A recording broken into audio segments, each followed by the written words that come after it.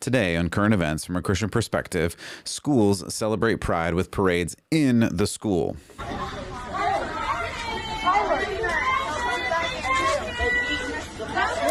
If you're just listening, we've got clowns or teachers dressed as clowns, and I guess that's a unicorn clown. I don't really know what I'm looking at. Get all these poor, sweet little kids pouring into the school. Everybody's yelling Happy Pride Day.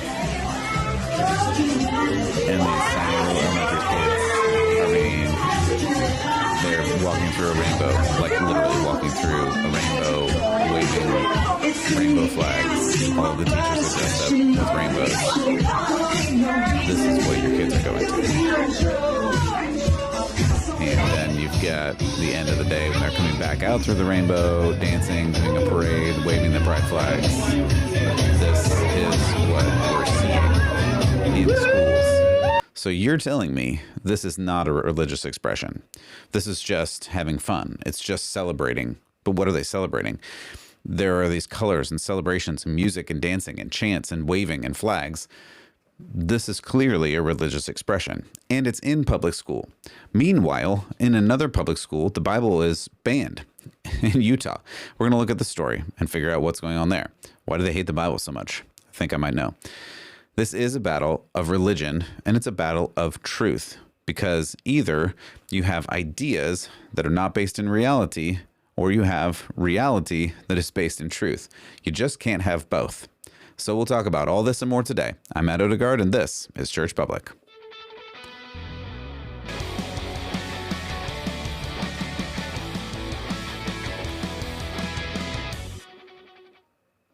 All right, welcome back to Church Public. Again, I am your host, as always, Matt Odegaard. I appreciate you stopping by. If you're an audio listener, thank you so much. Really appreciate you today. We'll be looking at some pictures and some videos today. But again, if the audio is good for you, it's good for me. I appreciate it. And if you want to hit the likes and the subscribes and give a review and do all the things, I appreciate that too. If you do want to see the video, theoretically, there will be a video. I'm making a video. Whether it gets published or taken down at this point, I just don't know. But we'll see. So it'll be out there somewhere out there beneath the pale blue sky. All right, that was Fievel. Sorry, I couldn't know myself. So again, this is Church Public. We look at current events from a Christian perspective so that you can live out your faith in this wild and crazy world. And it just seems to be getting wilder and crazier. That's just the direction that we are going. And as we saw in that opening clip that I saw earlier today, so I thought I would share with you, this is what is happening in the schools.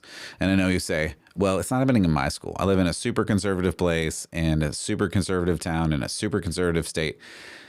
I'm just telling you because I happen to have moved from a crazy liberal state to a super conservative state, from a really liberal town to a super conservative town that has really high marks for their schools. And yet, because I know some people who are in the school system, even in this crazy conservative state, in a crazy conservative small town, let me tell you, the things that are happening in the schools here are not that different.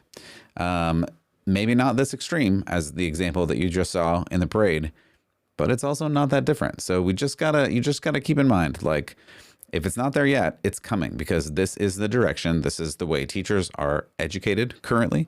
This is what a lot of teachers apparently believe. I'm not saying all teachers. I know some fantastic teachers, and good on you. And if you are a Christian teacher out there, God bless you.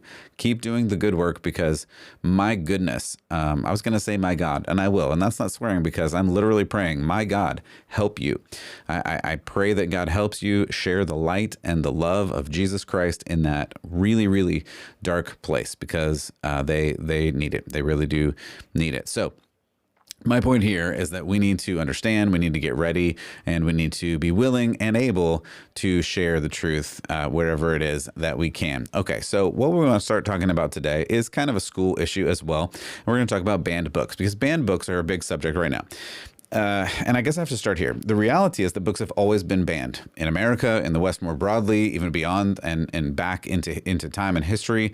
There are books just have always been banned. We have always known as a society that there are certain books you just should not read. This has just, again, always been true. I'll even go back to literally the start of the church, the early church in Acts, back to the early church in the book of Acts. We hear about people becoming Christians and burning their books. Now, you're saying, oh, that didn't really happen. I'm just telling you, like, grab your Bible, turn to Acts 19 and read about how people who were doing sorcery and doing all kinds of other witchcraft things and bad things, they came to Christ and then said, oh, these books that I have are really bad. And they had this huge book burning thing. Here's just a part of Acts 19. And a number of those who had practiced magic arts brought their books together and burned them in the sight of all. And they counted the value of them and found it to be 50,000 pieces of silver. Again, they burned a lot of money in books because they knew that some books are just bad, because ideas can be bad.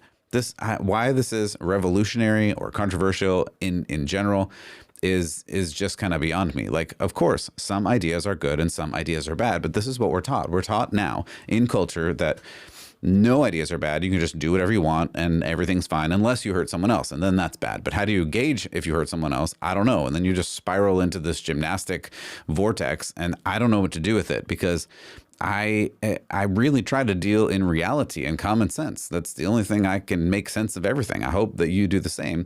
So we have to understand that some ideas are good and some ideas are bad. So that means some books are good and some books are bad, because you can put bad ideas in a book, right, and read it. Now, there's also something to be said about age appropriateness. And I think that's a big piece of this story as well that we'll talk about, because what we're going to talk about is, one, the Bible being banned in schools in Utah. But before that, it's a reality that they are removing books across America from school libraries, especially elementary school libraries. But the other reality is no books are really banned in America. This is just true. You can say, oh, no, they're being banned from schools.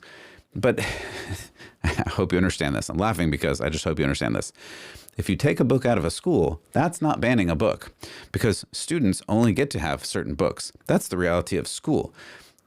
Students don't get access to all the books because they're students, and we guide the student into what they know and what they shouldn't know before they are ready, right? That's the process of maturity. Again, should be so common sense, but we've lost common sense a long time ago. So these books aren't really banned. You can buy them online. You can buy them in bookstores. You can buy them all over the place. So the controversy here is there are books that are available in schools for young kids that have explicit sexual descriptions and images. I just put a couple up on screen here. Gender Queer, This Book is Gay is one of the books. Like it's literally called This Book is Gay. And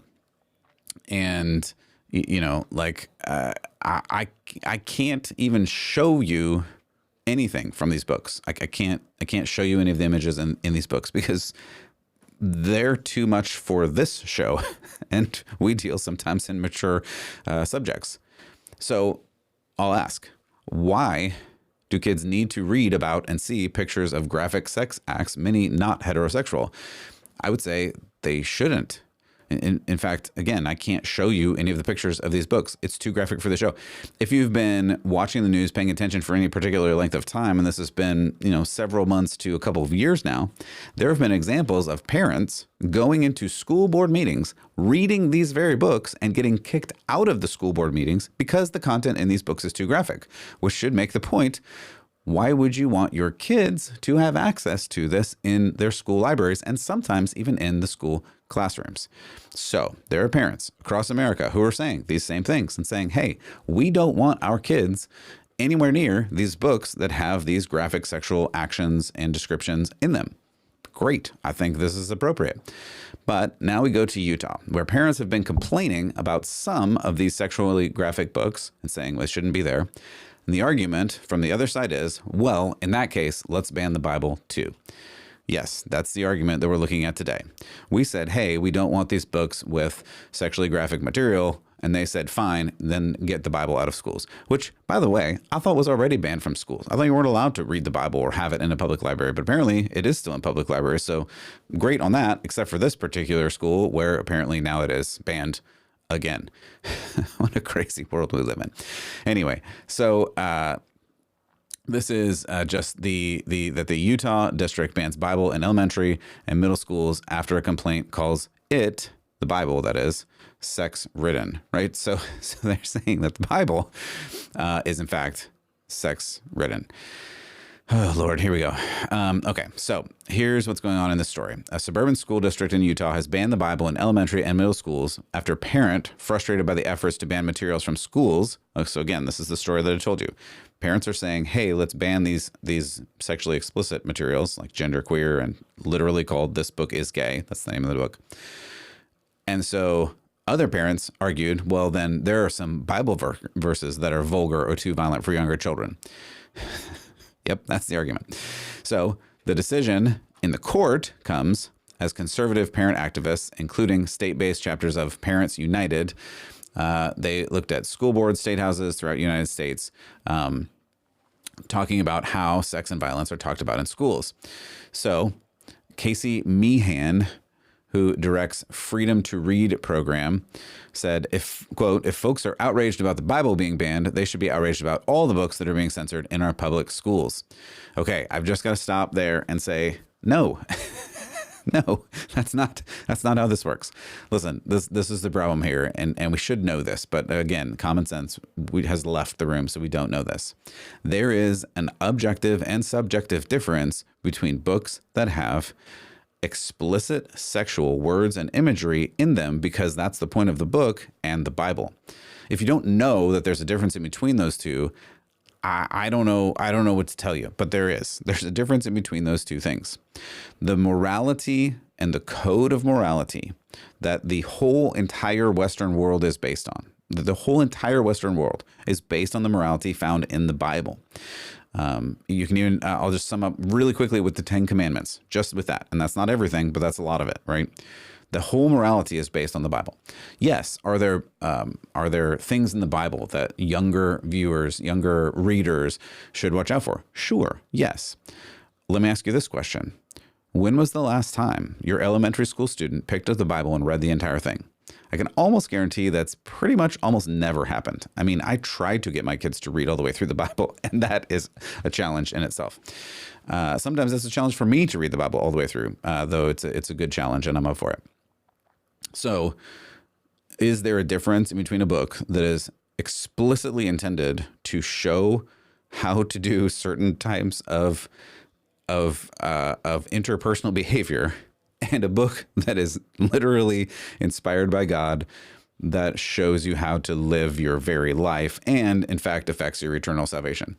I feel like there's a difference there, and we should know that there's a difference there, but that's what's going on here. Parents have complained about books like Genderqueer, which I've mentioned. Other titles include Flamer, Fun Home, and, of course, This Book is Gay, as I mentioned earlier. Other parents said, if you remove those books, we need to remove the Bible. And this is the problem, right? There is a norm. There's a normal. We all knew this for thousands of generations. We knew that there was a normal. So we didn't really think about, hey, we should talk about this normal and talk about how to keep this protected. We just knew that there was a normal in the world, and everybody knew it. Everybody knew that men married women and had babies. That's just the normal. Sure, there were others who did other things, and those were outside the norm. And we knew this. Now we have a culture that is trying to flip the whole thing around on its head and saying that the norm of man and woman and child is actually morally bad, so it must be destroyed. You may have heard this term. It's kind of a weird term, but it's been floating around lately, and that is the term heteronormativity. And it's bad. Heteronormativity, according to the culture, is bad. Heteronormativity just means that you have a man and a woman and a child, a family, that a man loves a woman and then a child happens, right? This is family that everybody has known for all of history until right now. But the culture says this is really bad, and they want to destroy this because they want to destroy the heteronormativity that exists in the world. And the argument went pretty slowly. It started with, well, the neutral perspective is just to let everything be the same. We're just neutral. Whatever you do is neutral, so it doesn't matter. Some people can do a certain thing. Other people can do a different thing that's different. There's the normal thing, but then you have people who are doing the not normal thing, but it's just neutral. It doesn't really matter what you do. Everything's the same. But that's the subtle lie. And I would say it's not so subtle of a lie, but that is the lie. There is no neutral.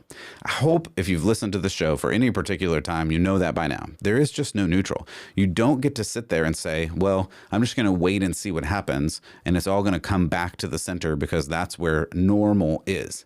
It's not. For all of history, it hasn't been. The thing that we forget, because we have very short memories and we don't read all the books like I have on my shelf. I'm weird and I like to read all the books.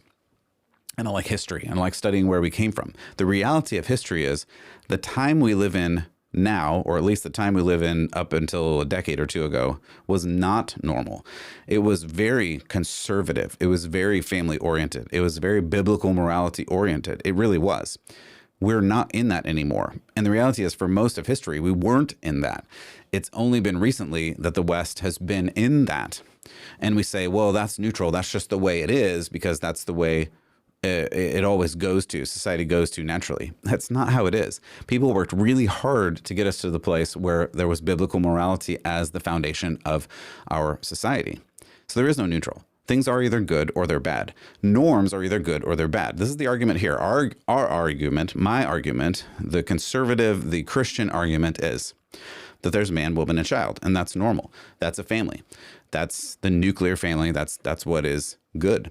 The new argument is that normal, this heteronormativity, this man, woman, child, this is bad and it must be removed because that messes up all of the unnormal things, the other things. So we get now a whole month dedicated to this, and actually a whole bunch more days throughout the year. I stopped counting. I read them for the other day. I'm not going to read them again. But there are so many different days celebrating the opposite of the norm and forcing you to say, well, I guess this is just the new normal, right? And we say, no, it's not the new normal. Just because we have half a year now in different holidays or celebration days dedicated to things that are not normal, that doesn't mean it's a new normal. We have to step up and say, no, normal is still normal. And it has to be normal because that's the way society is. That's the way biology works. That's the way reality works. And to get spiritual, that's the way God has designed it. He's designed a man and a woman to create a child. Like that is literally the building blocks of civilization.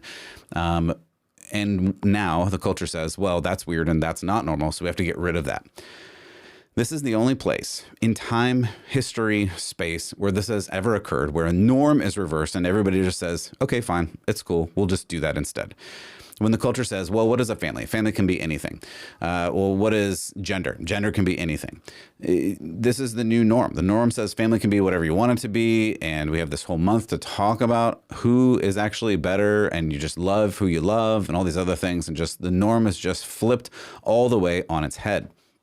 Heteronormativity is bad, and so we have to get rid of it in any way that we can. And the only way that you can express your true you, right, live your truth, is the only way you can really be happy and society can flourish is to do something not normal.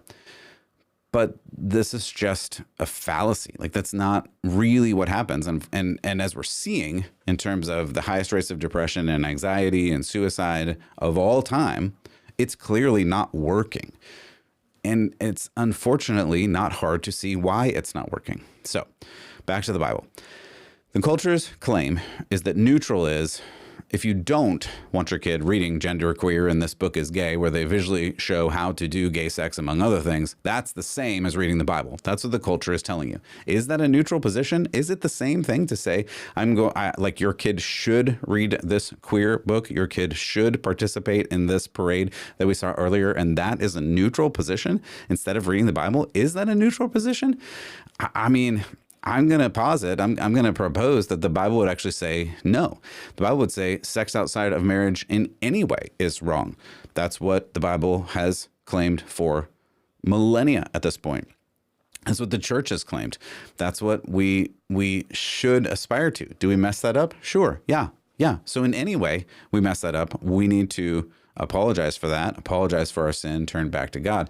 But the fact is, in these schools now where they're saying the Bible was bad and shouldn't be taught, for the most of history, especially of America, the Bible was actually a prerequisite to go to school. You had to know the Bible, read the Bible, at least be familiar with the Bible in Sunday school, and then go to school. And little known fact, perhaps, schools were full of Bible teaching. Most of the schools, when they were started, were for Bible teaching. This is literally true up until the last century plus, when some atheist communists took it over. That's a longer story for another day that we can get to.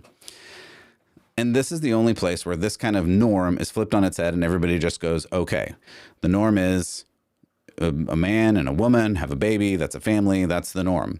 And the culture says, well, no, pride is now good. And a family is whoever you want. And you can love who you love. And you can have any of this. And that's the new norm. And everybody just says, okay.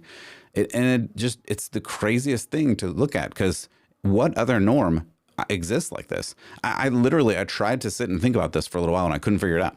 Like, what about, this is a terrible example, but what about murder? Like, murder is a norm where we don't go around murdering people because it's a norm that you shouldn't murder people. Okay, it's a commandment in the Bible. Yes, I agree. And I think that is the foundation of why we shouldn't murder people. But even most societies say murder is not normal. So would you flip that on its head and say, well, is that a neutral position that you shouldn't murder? Or I guess if you want to murder, that's fine, because that's the neutral position. You could not murder people. You could murder people. Then we end up in the Purge movie, and it's just you have a month or a day or a week to be able to murder people. Like, is that what we're asking for? But it's, and I know you say, well, that's not the same. Well, why? Why is it not the same? Why is it not the same if for all of time a man and a woman equals a baby? That's a family. And now we say a family can be whatever you want, and a man can be whatever you want, and a woman can be whatever you want, or what is a woman, and what is a man, or what is a baby? I don't know. Nobody knows anything anymore. No one can answer any of those basic questions, and we just say, okay, I guess it's fine. We're good with that. Like, really? Really? We're good with that? This is the world, and it is not neutral, and it is pushing you towards this place that wants to flip norms on its head, and conservatives, Christians have just said, well, okay, I guess we're okay. I guess it'll all go back to normal. It's not going to go back to normal, people. We have to start saying, like, hey, this isn't right. And the good news is we're seeing some of this. We saw the Target thing. We saw the Budweiser thing. We saw the Dodgers thing. And it's good. The people are saying, no, we don't want this. And the good news is a lot of parents, moms and dads have said, I don't want this for my kids. And that's good. We can't stop there, but it's a good place to start for sure. And corporate America is not neutral, as we've just seen. Corporate America is pushing into all of this. We saw the logos the other day. We saw, again, Budweiser and Target and Kohl's and Dodgers, et cetera, et cetera, et cetera. All of the corporate America is going this way. And the idea is that if you don't go along with this, you're the baddie. You're the bad one. So I found this Taylor Swift clip, and we'll just look at this.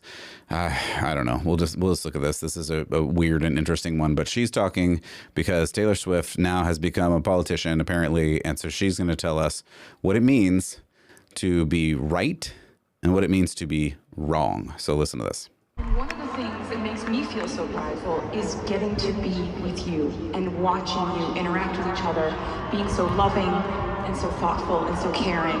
And so being with you during Pride Month, getting to sing the words to "You Need to Calm Down," where there are lyrics like, can you just not step on his gown? Or shade never made anybody less gay. And you guys are screaming those lyrics in such solidarity, in such support of one another, in such encouraging, beautiful acceptance and peace and safety. And I wish that every place was safe and beautiful for people in the LGBT community. I really wish that. Here I go. The surf's up. Okay, that second clip had nothing to do with anything, but I just thought it was really funny that Taylor Swift was surfing on a lake. Anyway, so Taylor Swift, if you couldn't understand that, it was kind of weird. She said that she wants you to be safe in your space, and she recited a couple of her song lyrics. But I mean, the question is, like, safe for who? I found this picture. This was, I think, actually last year, but like, this is the Department of Agriculture, and the Department of Agriculture of the United States of America was lit up in pride colors. So is that a safe space? Is that the culture saying, okay, like, what are we talking about, and safe for who? Is that safe for me? Can I go to that space and say, I worship Jesus? Like, are are they good with me saying that? It seems like these things are mutually exclusive. So who are we saying this is safe for? And this clearly, again, back to the religion, is just a ritual aimed at banishing all who don't agree. Am I welcome there? No, I'd say absolutely not. So then she talks about a couple of her song lyrics, and she the song is the song, she says, "Can you just not step on his gown?" That's one of the song lyrics.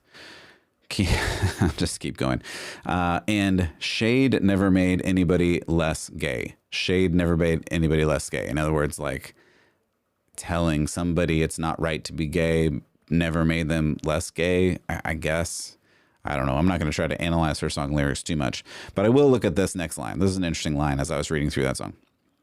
Line says, "Sunshine on the street at the parade, but you would rather be in the dark ages." And I read that and thought, that's it, right? That's it.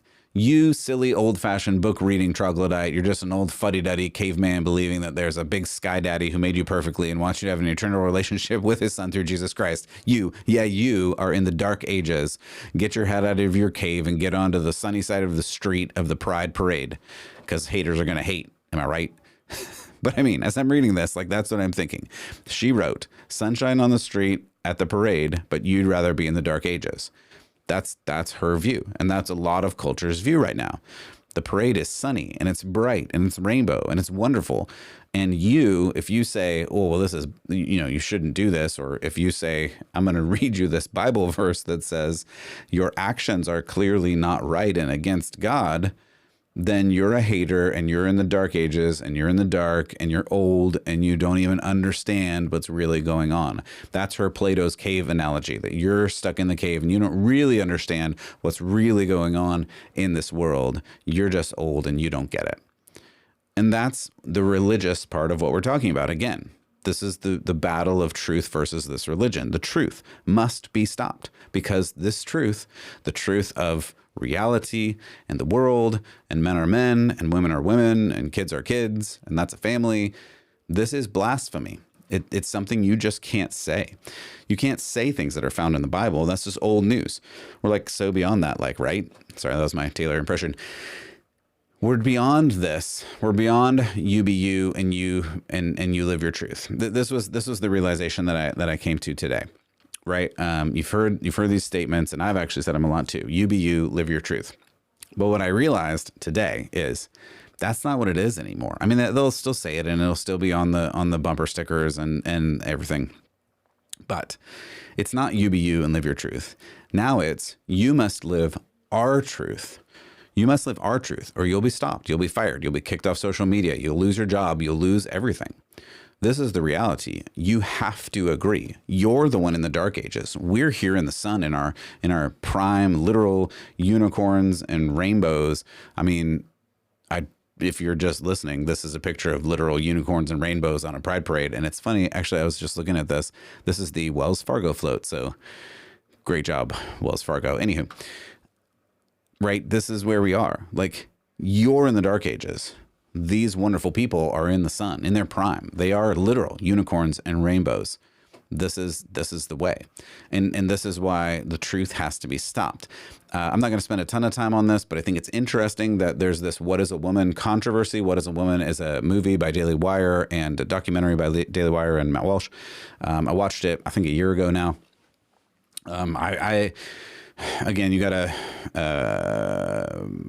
it's not great for all ages, right? So older teens and adults, but it's an excellent movie where, for the most of the movie, Matt Walsh as the host just asks people questions and they fill in their own answers, and their answers give their perspective. And then you watch it and go, "Oh, I see what your perspective is now." So there was this whole controversy over Twitter where they apparently had made a deal to stream this movie on Twitter directly, and then Elon, who had to appoint somebody else as CEO, long story, and apparently some people at Twitter said, "No, you can't stream it because it misgenders people," even though Elon said misgendering is not a thing anymore, and it was a whole thing. Anyway, what happened was people saw this movie coming to the Twitter platform and said, we have to stop the truth. That's just evidently what happened. And Elon himself posted and said every parent with children should watch this to his 100 million followers. And so now I just checked and it's somewhere 170 plus million views just over this weekend. And that's incredible. But they tried to stop it because it contained some truth that men are men and women are women, and that's a family. And you can't do that. And so this culture, as I bring to your attention many times, as we started with, right, the kids in the public school, they are constantly after you and after your children because they know that if they get your children, the children, they don't have enough experience, they don't have enough wisdom to fight back from this. And you have to give them time earlier. And that's where when you get in and you get the children earlier, it's easier for them to sway them ideologically, mythologically, theologically. Like it's easier for them to turn the children than it is to turn a 35, a 45, a 55-year-old person. That's just what it is. So you have all of these cartoons and TV shows. That's why I bring you some of these examples of cartoons and TV shows aimed at children, because you need to know as a parent or as friends of parents that this is what they're doing to aim at your children, because they really want to get your children to turn against you. So what do we have? I've got some Looney Tunes stuff. You've got Bugs Bunny. I mean, here is Bugs Bunny.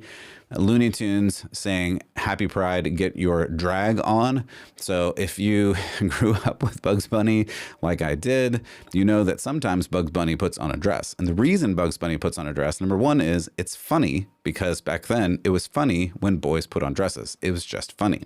And it was to fool, what's his name, Elmer Fudd, so that he wouldn't get shot for the hunter shooting the bunny, right? Now we're being told that Bugs Bunny the whole time was just a trans character. And we just didn't know. We didn't know that Bugs Bunny the whole time was just in drag wearing dresses. And that's really what this is all about. So you have all of these views of Bugs Bunny in drag, because that's apparently really what's going on. Even though clearly it wasn't. It's just rewriting all of history, because they have to force this on you and go against what is really actually truth. So again, this is animation for children and is now pro drag.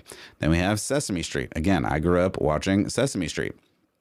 Here is Sesame Street tweeting out, "This is Pride Month. Let's celebrate diversity and unity and spread love and acceptance. Together we can make the world a kinder place for all." And it's a rainbow view of arms in different colors holding each other. Okay, whatever. And then you have this tweet that says, from Sesame Street, "Everyone is always welcome on Sesame Street. Let's celebrate LGBTQIA plus people in our communities this Pride and every day." And apparently this is Ariana DeBose, and this is what she said. Hi, Elmo and I wanted to share that everyone is always welcome on Sesame Street. This month and every month, we want to uplift and celebrate our LGBTQIA plus family, friends, and communities. Yeah, that's right, Miss Ariana. From our Sesame Street family to yours, happy Pride! Elmo loves you. And I love you, Elmo. Okay, and this is what we're seeing in children's media. I brought you the Transformers movie the other day. Actually, you may or may not have heard or seen that, because I did get a block on that one because they didn't want me to show that for some reason, where a Transformer, which is a robot that's called a Transformer, maybe two on the nose there, says now that they're non-binary because they're a robot that's a Transformer. But they have this conversation with a human and a robot about being non-binary on a animated TV show for children. So we're seeing this, and we're seeing this across country. We're seeing this great sort, this great separation where people are moving to the state where they think their values align. You're seeing mass migration of Americans, and it's not talking about the mass illegal migration. That's a story for another day. That's a long story that we don't have time for today. But this mass migration is showing values. They're showing values because you want to go around people who have the same values that you do. And that's actually a great answer to this whole thing, because I don't want to just give complaints and other things. I want to give solutions. And I think the solution is to be more local. The solution is to get involved first, obviously, to grow your family, to get involved in your local church and government and PTA and school board and all of these things, and then spread out from there and get rid of this globalist cultural push all over the place. I've been to San Francisco. I grew up in California. I was in San Francisco decades ago, and it was gay. I guess I can say that. I don't know what you're allowed to say anymore. But it was there in San Francisco. Now the culture is saying that we need to unleash this San Francisco everywhere. And you're living in the dark ages, as T. Swizzle says. You're living in the dark ages if you oppose this. They want to get this all over the place, and they've literally told you this. So you need to collaborate with your friends and your neighbors and your church and your local churches and your local officials and your state officials and tell them all you don't want any of this. And the good news is you told Budweiser, you told Target, you told the Dodgers. So keep telling people you don't want this. Build your community from your family to your church, to your friends and beyond. And remember, even now, through all of this, Jesus Christ is Lord. For Church Public, I'm Matt Odegaard. And as always, I hope that you will keep the faith.